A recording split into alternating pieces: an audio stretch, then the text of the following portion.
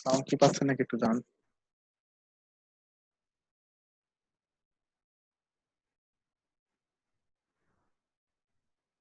জি ভাই, শুনতে পাওয়া যাচ্ছে।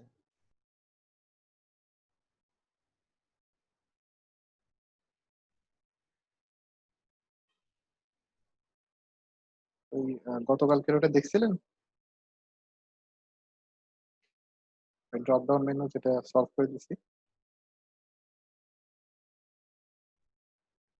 বুঝতে কোনো সমস্যা থাকলে বলতে পারেন।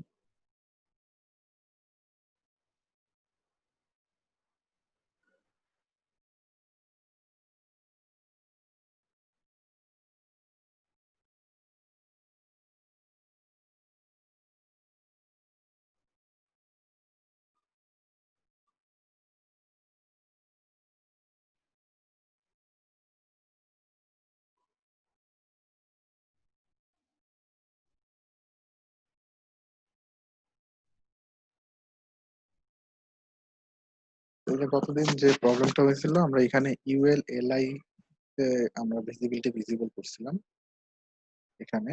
এই যে ইউএল এলআই হোভার ইউএল, এটা হলো ভিজিবিলিটি ভিজিবল এখানে। আমরা তারপরে এটা করছি যে ইউএল এলআই এটাকে করছি, এই এই জিনিসটা মিসিং ছিল কালকে, এটা আমি অ্যাড করে দিছি, তো এখন ঠিক আছে। স্যার, আসসালামু আলাইকুম। জি। স্যার, ওই আমাদের তো স্যার এইচটিএমএল সিএসএস কমপ্লিট করার পর আপনি বলেছিলেন স্যার বুটস্ট্র্যাপটা দেখিয়ে দিবেন। এখন কি স্যার এই জাভাস্ক্রিপ্ট শেষ করার পরে কি বুটস্ট্র্যাপ দেখাবো বুটস্ট্র্যাপটা দেখাবো পরে, আপনার ঠান্ডা এখন, ঠিক আছে। বুটস্ট্র্যাপ হবে হলো যে কোয়েরির পরে আমি দেখাবো। আমি গত ক্লাসে আলোচনা করছি যে পিএইচপির আগে বুটস্ট্র্যাপ দেখাবো, বুঝছেন? কারণ ও এইচটিএমএল আচ্ছা। সিএসএস জাভাস্ক্রিপ্ট ছাড়া বুটস্ট্র্যাপ, ওটা হলো এই তিনটার ফ্রেমওয়ার্ক, ঠিক আছে। তো ও চিন্তা করেন না, আচ্ছা। আমি যেটা বলছি ওটা যে কোনো ভাবে ওকে আমি দেখাবো, সেটা সমস্যা নেই। দুইটা ক্লাস পাবেন, ওটা পিএইচপির আগে, এখন না, আরো নেক্সট আচ্ছা। উইক, আরো 4টা 5টা জি স্যার। ক্লাস। আচ্ছা, এখন জাভাস্ক্রিপ্টটা হলো আমাদের একটা, এখানে দেখেন প্রোগ্রামিং ল্যাঙ্গুয়েজ। তো এতদিন যা করছেন এগুলা কিন্তু খুবই সহজ ছিল, ঠিক আছে। আর প্রোগ্রামিং ল্যাঙ্গুয়েজটা কিন্তু আমাদের বলতে গেলে বুঝতে পারলে আমাদের নর্মাল যে ল্যাঙ্গুয়েজ গুলো দেখছি এইচটিএমএল মার্কআপ ল্যাঙ্গুয়েজের থেকেও সহজ, কিন্তু লজিক বুঝতে পারলে সহজ, আর বুঝতে না পারলে এটা অনেক কঠিন। ঠিক আছে? আমরা মানে খুব ইজিলি দেখি, কারণ এটা কঠিন কিছু না। প্রোগ্রামিং ল্যাঙ্গুয়েজ যেটাই শেখেন না কেন, পাইথন, পিএইচপি, জাভাস্ক্রিপ্ট, কনসেপ্ট একই। ঠিক আছে? তো এখানে আমরা এটা মানে ইউজ করব হলো আমাদের এইচটিএমএল এর ভেতরে। শুধু জাভাস্ক্রিপ্ট ফাইল দিয়ে কোনো কিছু করা সম্ভব না, এইচটিএমএল এর ভেতরে আমরা এটা এমবেড করে রান করব। তো এখানে আমরা দেখবো সেটা কিভাবে করতে হয়, আপাতত এতটুকুই আমরা জানি। আর এখানে জাভাস্ক্রিপ্টে যে কাজগুলো হয়, যে আমরা দেখেন যে বিভিন্ন ধরনের অন ক্লিক, আমরা কিন্তু হোভার করছি, জাস্ট মাউস নিয়ে গেলে কি হবে, কিন্তু এখানে আরো অ্যাকশন থাকতে পারে, যে ক্লিক করলে কি হবে, ব্লার হইতে পারে, সাবমিট হইতে পারে, ঠিক আছে। অনেক ধরনের লজিক্যাল জিনিস থাকতে পারে, যে এটা যদি খালি হয় তো কি হবে, বা এখানে যদি কোনো ধরনের ডাটা ইনপুট আসে তো সেখানে ভ্যালিডেশনের বিষয় থাকতে পারে, ঠিক আছে। মানে যত ধরনের লজিক্যাল বিষয় থাকে, আমরা কিন্তু লজিক রিলেটেড কোনো কাজ এখনো করি নাই। তো এটাই হবে হলো জাভাস্ক্রিপ্ট দিয়ে শুরু হবে। তো জাভাস্ক্রিপ্টে আমরা আহ, অবশ্যই যদি জানতে চান তো এখানে দেখেন, এখানে এইচটিএমএল সিএসএস টা অবশ্যই জেনে আসতে হবে। আর হলো আহ, এখানে এই তো মোটামুটি জাভাস্ক্রিপ্টে বিভিন্ন ধরনের ভার্সন আছে। তো আমরা জাভাস্ক্রিপ্টের যে লেটেস্ট ভার্সনটা ওটাই দেখবো এখানে।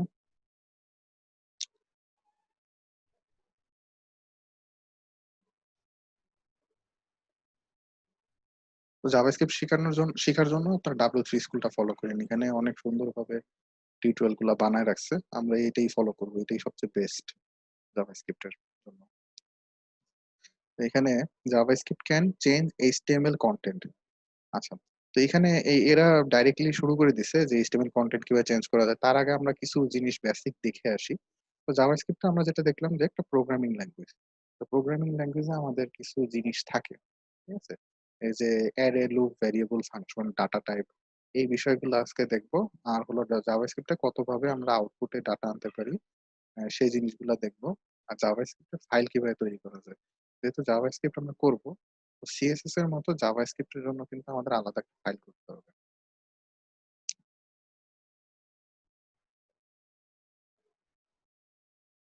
এখানে দেখেন আমরা কিছুই করিনি। এখানে HTML CSS যেরকম থাকবে জাভাস্ক্রিপ্ট এর জন্য আলাদা একটা ফাইল থাকবে।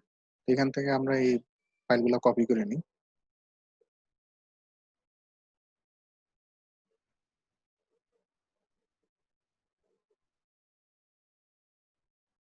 তো জাভাস্ক্রিপ্ট এমন হইতে পারে যে জাভাস্ক্রিপ্টের জন্য আলাদা একটা ফোল্ডার করে নিতে পারেন। CSS এও আলাদা একটা ফোল্ডার করে নিতে পারেন। তাহলে এটা এমন হইতে পারে জাভাস্ক্রিপ্টের এমন হইতে পারে আমার ২০ টা ফাইল তৈরি করা লাগতে পারে। সবগুলা ফাইলই আমরা এই জাভাস্ক্রিপ্ট ফোল্ডারের ভিতরে কাজ করব। মানে তৈরি করব ২০ টা ফাইল যে কটা জাভাস্ক্রিপ্ট ফাইল লাগে। CSS ও আমরা একটা ফোল্ডারে করে নিব। তাতে যেটা হবে যে ইজিলি ম্যানেজ করা যাবে। কারণ আমার CSS এরও অনেকগুলা ফাইল থাকতে পারে।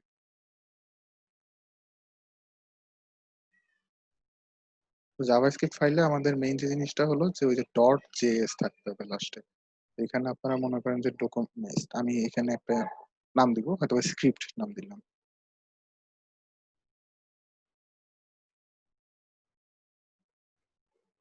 স্ক্রিপ্ট .js এটা হলো প্রথম জিনিস যে জাভাস্ক্রিপ্টের ফাইলটা কিভাবে তৈরি করবেন।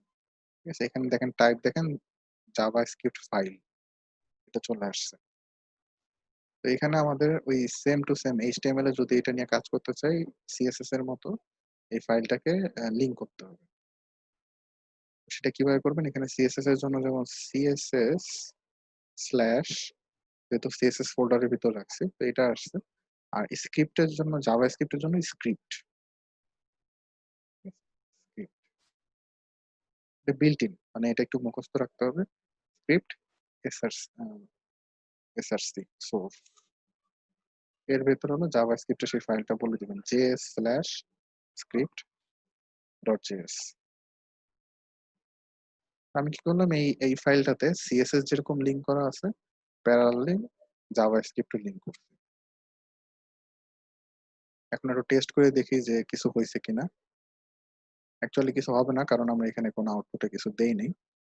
এখানে জাভাস্ক্রিপ্ট এমন হতে পারে যে জাভাস্ক্রিপ্ট যে কানেক্ট হয়েছে সেটা বোঝার জন্য আমি একটা অ্যালার্ট দিয়ে চেক করতে পারি।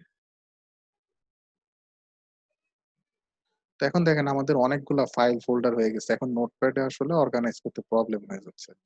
তো এটার জন্য আমরা এখন এই যে সাবলাইমটা দেখতে পারি। সাবলাইম দিয়ে ইজিলি কাজ করা যায়। স্যার এটা মুভ টু আদার ভিউ করলে অবশ্যই ইজি হয়ে যাবে। হ্যাঁ, মানে আচ্ছা করেন সমস্যা নেই। একটা এডিটর ইউজ করলেই হবে, সমস্যা নেই। আমি সাবলাইম করতেছি, আপনারা একটা করেন।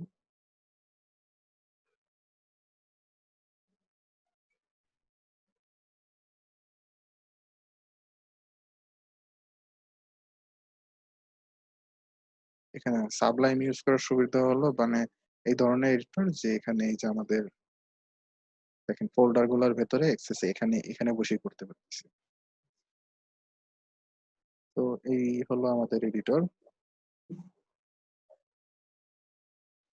এখানে দেখেন আমি উপরে CSS আর জাভাস্ক্রিপ্ট দুইটা ফাইল আছে, এই দুইটা ফাইল লিংক করছি। এখন এই ফাইলটা লিংক হয়েছে কিনা এটা বোঝার জন্য আমি ছোট্ট একটা কাজ করি, আমি একটা অ্যালার্ট দিই। তো এইখানে এই যে কাজটা করলাম এটা হলো জাভাস্ক্রিপ্টের বিল্ট ইন ফাংশন এটা অ্যালার্ট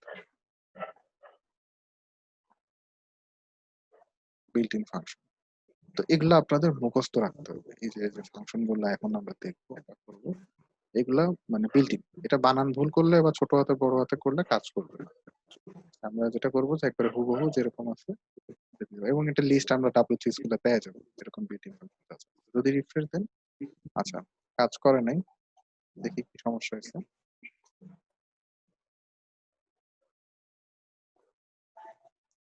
আচ্ছা বানান ভুল করছে এখানে scripts.js আছে। ফাইলের বানানটা ভুল করছে। আচ্ছা এটা মিউট করে রাখেন সবাই। এখানে script.js ফাইলের বানানে ভুল করছে না। এখন যদি রিফ্রেশ দেন তো দেখেন এই যে এখানে একটা অ্যালার্ট কিন্তু চলে আসছে। তো এই অ্যালার্টটা কি হয়েছে আমি লিখছি এখানে ওকে। তো ওকেতে ক্লিক করলাম এখন এই জিনিসটা রান করছে। তো অ্যালার্ট আমি চাচ্ছি যে পেজের উপর একটা অ্যালার্ট দিতে। এটা আমি চেক করলাম আসলে ফাইলটা কি ঠিকমতো জাভাস্ক্রিপ্ট লিংক হয়েছে কিনা। তো এখানে এলিমেন্ট হিসেবে সেটাই শো করবে যেটা আমি এখানে লিখে দিব। জাভাস্ক্রিপ্ট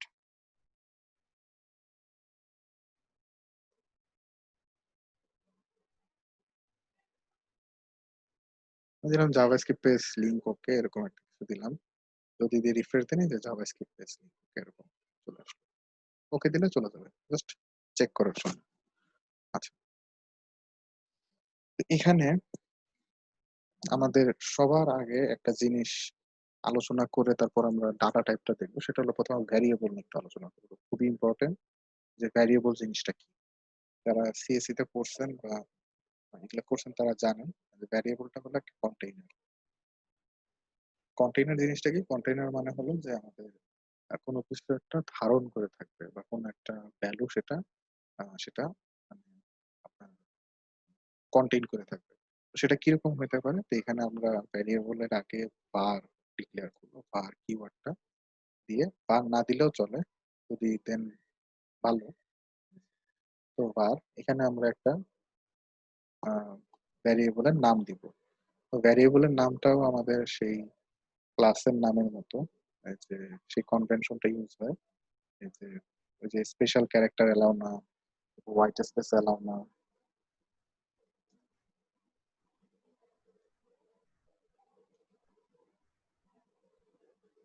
তারপরে আপনার নাম্বার অ্যালাও না ফার্স্টে।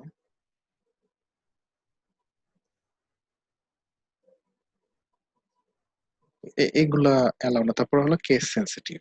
কেস সেনসিটিভ মানে যে নামে আপনি বানাইছেন ছোট হাতের বড় হাতের সেই নামেই কল করতে হবে। অন্য কোনো নামে ডিক্লেয়ার করলে কল করলে হবে না আরকি।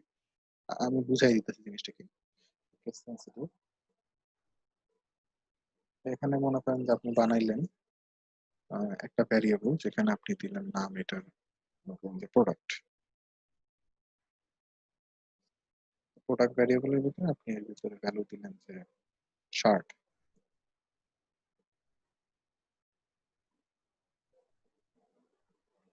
আমি এরকম একটা ভ্যারিয়েবল এখানে এই প্রোডাক্টটা হলো ভ্যারিয়েবল। ভ্যারিয়েবলের নাম। তো এই নামটা কি হবে সেটাই আমি উপরে মানে এই নেমিং কনভেনশনটাই আমি সেট করছি। Naming convention. এই যে নেমিং কনভেনশনে আমাদের এখানে স্পেশাল ক্যারেক্টার অ্যালাও না। এখানে হয়তোবা আমি ডলার বা হ্যাশ এই ধরনের কিছু দিব না। দ্বিতীয় হলো হোয়াইট স্পেস অ্যালাও না। প্রোডাক্ট এখানে আমি হোয়াইট স্পেস কখনোই দিব না। প্রোডাক্ট এভাবে থাকবে। যদি আমরা কোনো স্পেশাল কিছু লিখতে চাই 1 2 তো আমি আন্ডারস্কোর 01 দিতে পারি। আন্ডারস্কোর হাইপেন দিয়ে করা যাবে। Number not allow. নাম্বার মানে হলো starting A number not allow. যে আমি 0 প্রোডাক্ট 1 এরকম লিখতে পারবো না। আমি যদি নাম্বার দিতে চাই তাহলে আমি লাস্টে বা মাঝখানে ফার্স্টে দিতে পারবো না। আর একটা হলো আমাদের এখানে কেস সেনসিটিভ যে আমি প্রোডাক্ট নামে এখানে বানাইলাম আবার কল করলাম আমি মানে কনসোল করতেছি। কনসোল জিনিসটা কি আমরা দেখবো মানে আউটপুটে আনার জন্য। কনসোল করলাম এখানে আমি প্রোডাক্টের পিটা বড় হাতে দিলাম। এটা হলো কেস সেনসিটিভ। তো আমরা যেভাবে বানাবো সেভাবেই করবো। এখানে আমরা বড় হাতের ছোট হাতের কিছু করা বা এই ধরনের কিছু করবো না। আচ্ছা, এখানে দিস ইজ শার্ট এরকম কিছু একটা লিখলাম। এটা হলো আমাদের ভ্যারিয়েবল। এটা হলো আমাদের অ্যাসাইনমেন্ট অপারেটর ইকুয়াল টু টা। তো এখানে equal to is assignment operator. তো আমরা ম্যাথে দেখি আসলে ইকুয়াল টু দিয়ে হলো কম্প্যারিজন করা হয়, কম্পেয়ার করা হয়। তো এখানে আমাদের প্রোগ্রামিং ল্যাঙ্গুয়েজে ইকুয়াল টু দিয়ে হলো আমাদের অ্যাসাইন করা হয়। মানে কোনো ডাটা যদি কোনো একটা কিছুর ভিতরে অ্যাসাইন করতে চাই তখন ইকুয়াল দিয়ে অ্যাসাইন করতে হয়। তাহলে আমি প্রোডাক্ট যে ভ্যারিয়েবলটা আছে এই ভ্যারিয়েবলের ভিতরে একটা ভ্যালু আমি পুশ করতে চাচ্ছি। তাহলে কিভাবে পুশ করব? ইকুয়াল টু দিয়ে। তাহলে এখন যেটা হবে দিন শেষে যে প্রোডাক্টের ভেতরে এই ডাটাটা ঢুকে যাবে। ঠিক আছে? তাহলে ভ্যারিয়েবল কি, ভ্যারিয়েবল কিভাবে লিখবো, ভ্যারিয়েবলের ভিতর ডাটা কিভাবে অ্যাসাইন করবো ৩ টা জিনিস আমাদের ক্লিয়ার। এখন যখন আমি ভ্যারিয়েবলের ডাটাটা কি করতে হবে এর ভিতর রেখে দিলাম এটাকে তো আমাদের আউটপুটে আনতে হবে।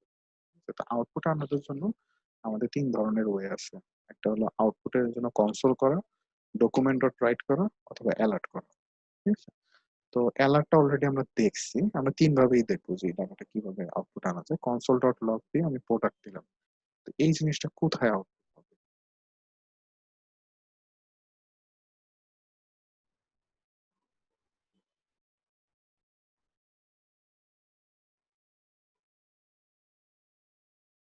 আমরা ইনস্পেক্ট যদি করি, এখানে দেখেন একটা কনসোল আছে। তো দেখেন এখানে কনসোলের ভিতরে, কনসোল পার্টের ভিতরে আমরা এই দিস ইজ শার্ট এটা চলে আসছে, কারণ আমি কনসোলের ভিতর প্রোডাক্টটাকে কনসোল ডট লগ করছি। তো কনসোল ডট লগ হলো আমাদের একটা ইন্টারফেস, যেখানে আমরা ডিবাগিং এর জন্য ইউজ করি। যেমন ধরেন অন প্রোডাকশনে বা এই ধরনের কোনো কাজে যদি আমরা এখন জাভাস্ক্রিপ্ট টেস্ট করতে চাই, তো যদি আমরা একটা কাজ করলাম যেটা আউটপুটে আসলে হয়তো এরর শো করবে, বা আমাদের কাজটা ঠিক আছে কিনা সেটা শো করার জন্য আমরা কনসোলটা ইউজ করব। দেখেন আমি এখানে প্রোগ্রাম করলাম, প্রোগ্রাম করে রান দিলাম, রান দিলে কই হলো, আউটপুটটা কনসোলে আসলো। তাহলে কি ইউজাররা সেটা দেখতে পাইতেছে? তার মানে আমি মানে প্রোডাকশনে কাজ করতে পারতেছি, কনসোলে যদি ডিবাগ করে আউটপুটে ডাটাটা দেখতে পারি। তাহলে ক্লায়েন্ট কিন্তু কিছু দেখতেছে না, আমি কিন্তু এই কনসোলের ডাটাগুলো রিফ্রেশ দিয়ে দিচ্ছি। আচ্ছা, কনসোলে কিন্তু আপনারা এখানেও জাভাস্ক্রিপ্ট করতে পারেন চাইলে।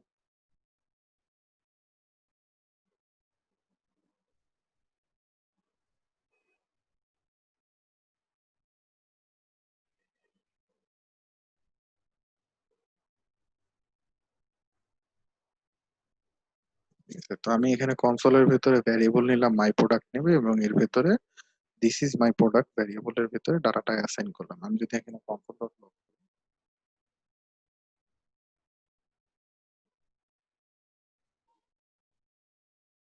তো দেখেন আমি এখানে কনসোল ডট লগ করলাম, আউটপুট কি আসলো, দিস ইজ মাই প্রোডাক্ট।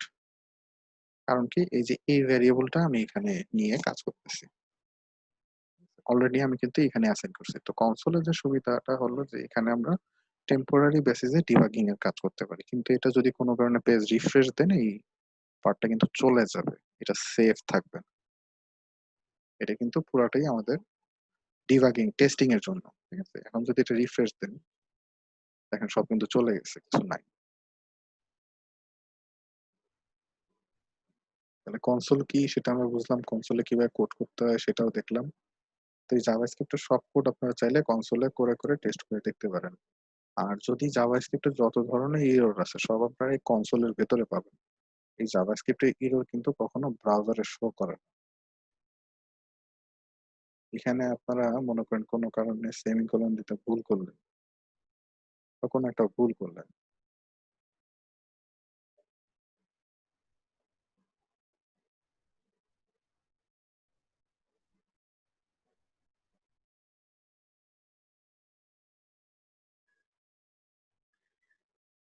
দেখেন এখানে আমি একটা ভুল করছি, ব্র্যাকেট মিসিং। আমাদের কিন্তু এই এই যে ওয়েবসাইটের যে আউটপুট আছে এখানে কিন্তু কোনো চেঞ্জ হয়নি। ঠিক আছে, বা এখানে কোনো এরর শো করেনি যে আপনার জাভাস্ক্রিপ্টে এত নম্বর লাইনে একটা ভুল করছেন। এই ধরনের কিন্তু কোনো ডিক্লারেশন আমাদের ওয়েব পেজে নাই।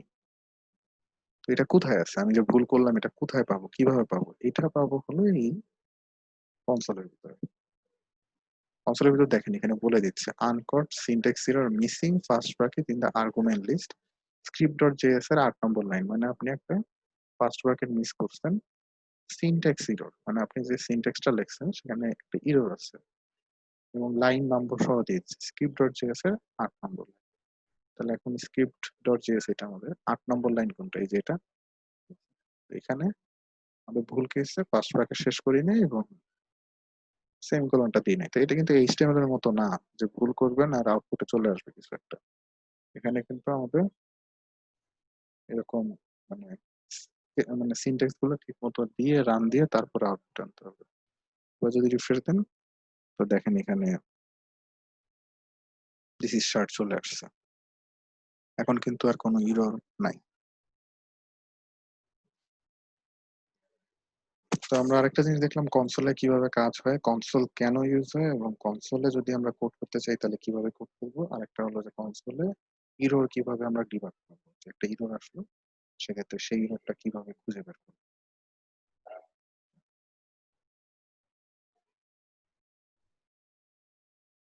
এখন আমরা আউটপুটে যেটা দেখলাম যে কনসোলে আমরা আউটপুট দেখলাম, তো আপনার আউটপুট তো কনসোলে দেখলে হবে না, আমাদের আউটপুট কোথায় লাগবে? আমাদের আউটপুট লাগবে এই ব্রাউজারের ভিতরে। এখানে কোনো একটা মানে এটার ভেতরে আমাদের আউটপুটটা লাগবে। এখানে আমরা চাচ্ছি কোথাও এক জায়গায় আউটপুটটা দেখাইতে। তো সেটার জন্য আমাদের জিনিসটা কনসোল আউটপুট আনলে হবে না। আমাদের মেইন যে ওয়েবসাইটটা আছে ওয়েবসাইট আউটপুট আনতে হবে। সেটার জন্য কি করা যায়? তার আগে আরো ২ টা জিনিস দেখবো। অ্যালার্টটা দেখবো একটু। অ্যালার্টটা দেখে তারপর এটা। তো আমি কনসোলটা টেস্ট করছি। এখন আমি অ্যালার্টটা টেস্ট করব।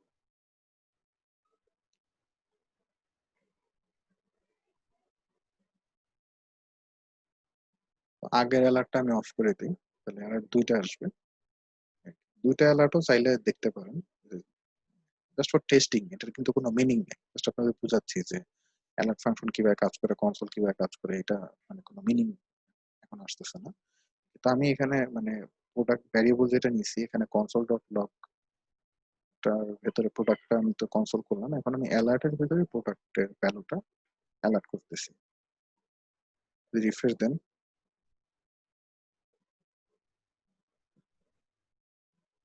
তো দেখেন দিস ইজ শার্ট। এই যে অ্যালার্টে কিন্তু চলে আসছে। তো এটা কোত্থেকে আসছে? এই যে।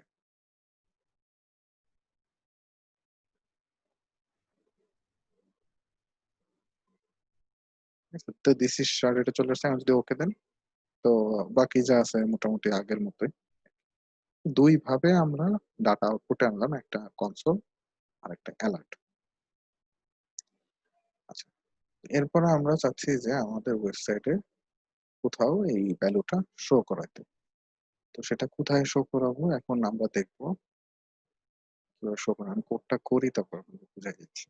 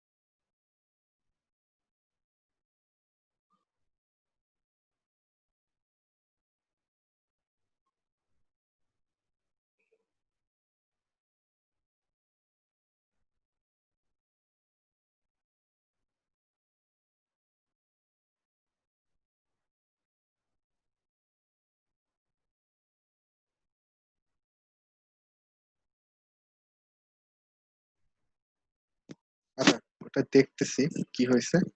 এখানে আমরা 4 ভাবে আমরা আউটপুট আনতে পারি।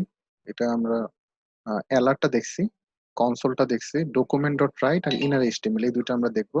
তো ডকুমেন্ট ডট রাইটটা আগে দেখে নিই, তারপর ইনার এইচটিএমএলটা দেখতেছি।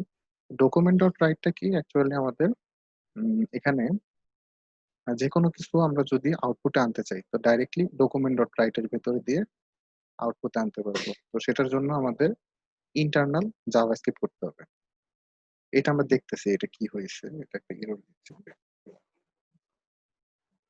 এখানে আমরা আচ্ছা এর আগে এই জিনিসটা দেখার আগে আরেকটা জিনিস দেখে নিতে হবে, দুইটার সাথে একটা রিলেটেড। এটা হলো জাভাস্ক্রিপ্টও আমরা 3 ভাবে লিংক করতে পারি। একটা হলো ইনলাইন, এক্সটার্নাল এবং ইন্টারনাল। সিএসএস এ যেভাবে করছে সেম। এটা হলো আমাদের এক্সটার্নাল জাভাস্ক্রিপ্ট। এখন যেটা দেখবো সেটা হলো ইন্টারনাল জাভাস্ক্রিপ্ট। ইন্টারনাল জাভাস্ক্রিপ্টটা হলো এইটা। এই যে যদি স্ক্রিপ্ট আপনার এইচটিএমএল এর ভেতরে যদি আমরা কোনো জাভাস্ক্রিপ্ট করি সেটা হলো ইন্টারনাল জাভাস্ক্রিপ্ট।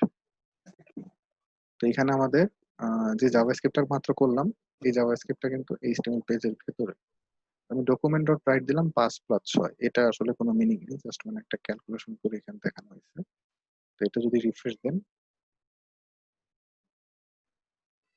11, তো 11টা আসছে দেখেন এই যে উপরে, ঠিক আছে, এই যে 11।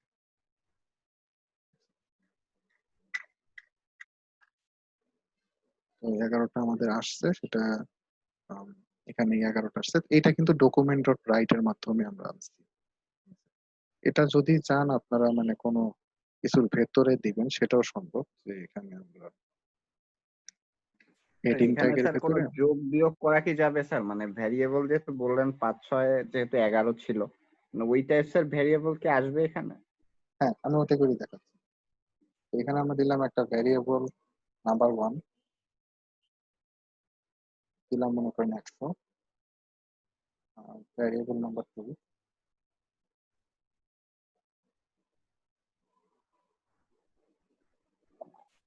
এটা দিলাম 21, ঠিক আছে। তো এই দুইটা ভ্যারিয়েবলের ভিতর থেকে আমি একটা যোগ বিয়োগ করতে যাচ্ছি, যে আমি একটা আউটপুট আনবো যেখানে variable number 3 equal to number 1 into number 2 divide by 100। তো এটা হয়তো আমার এক্সপেক্টেড রেজাল্ট। এটা আমি এখানে ডকুমেন্ট ডট রাইট করতে যাচ্ছি যে নাম্বার 3। তো এটা কোথায় আসবে, এই H1 ট্যাগের ভেতরে কিন্তু আসবে আউটপুটটা। যদি এখন রিফ্রেশ দেন তো দেখেন 21টা কিন্তু আমাদের কোথা থেকে রান করলো, এই ইন্টারনাল জাভাস্ক্রিপ্ট দিয়ে রান করলো, এবং এটা আমাদের ডকুমেন্ট ডট রাইট এর মাধ্যমে আউটপুটে আসলো। তো আউটপুটে আনার জন্য আমরা কয়টা জিনিস দেখলাম, ডকুমেন্ট ডট রাইট, কনসোল আর অ্যালার্ট। 3 ভাবে আমরা আউটপুটে আনছি। আরেকটা হলো আমাদের এই যে ইনার এইচটিএমএল,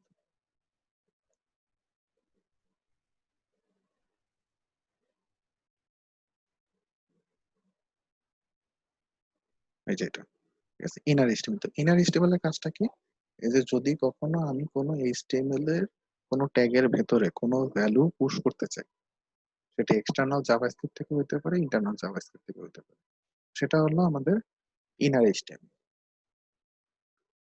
তো ইনার এইচটিএমএল একটা এক্সাম্পল দেখি।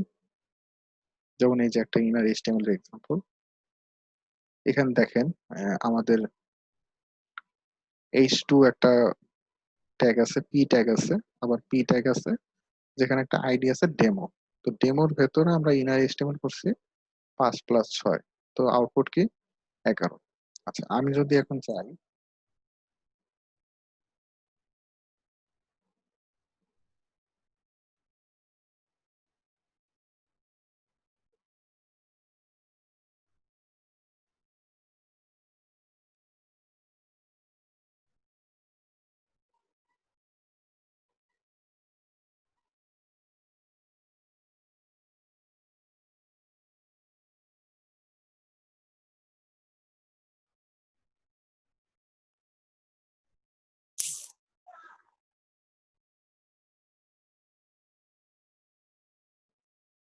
তো দেখেন এখানে আমার H1 এর ভেতরে একটা ভ্যালু আছে মাই ফার্স্ট ওয়েব পেজ। এই ভ্যালুটা কিন্তু আমাদের আউটপুটে আসার কথা ছিল। তো আমি কি করলাম, এই ভ্যালুটা তো রান হয়েছে কিন্তু আমি এখানে একটা আইডি পুশ করলাম। তো এটাই হলো ওই যে আমরা সিএসএস এ দেখছিলাম না আইডি আর ক্লাসের ভিতর পার্থক্য। তো এখন বুঝতে পারবেন যে আইডি আর ক্লাসের ভিতর পার্থক্যটা কি।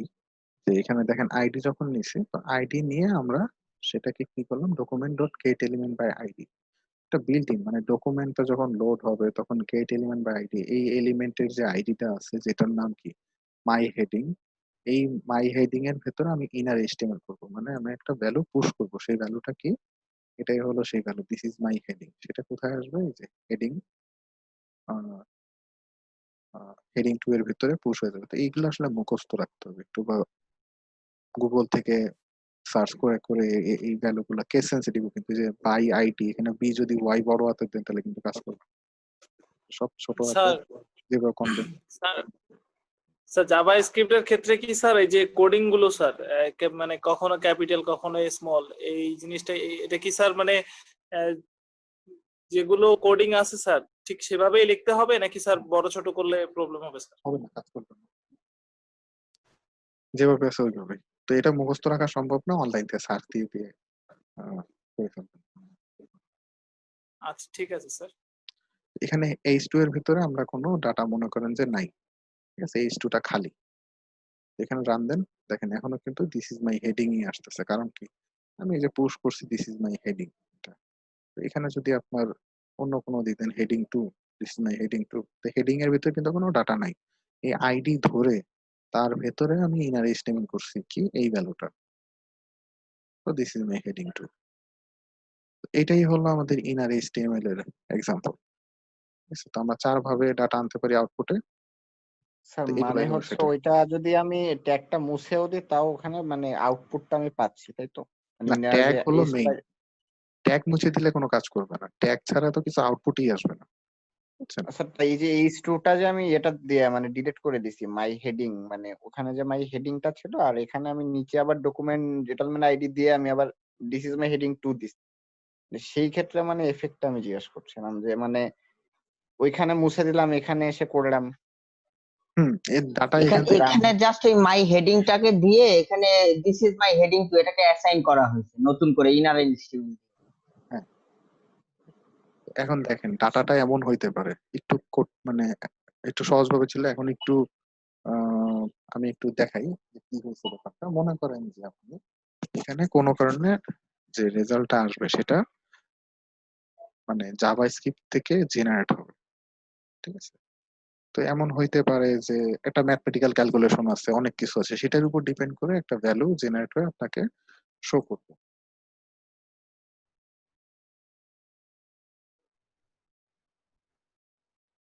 ভাইয়া আর মাত্র 4 মিনিটের মতো আছে।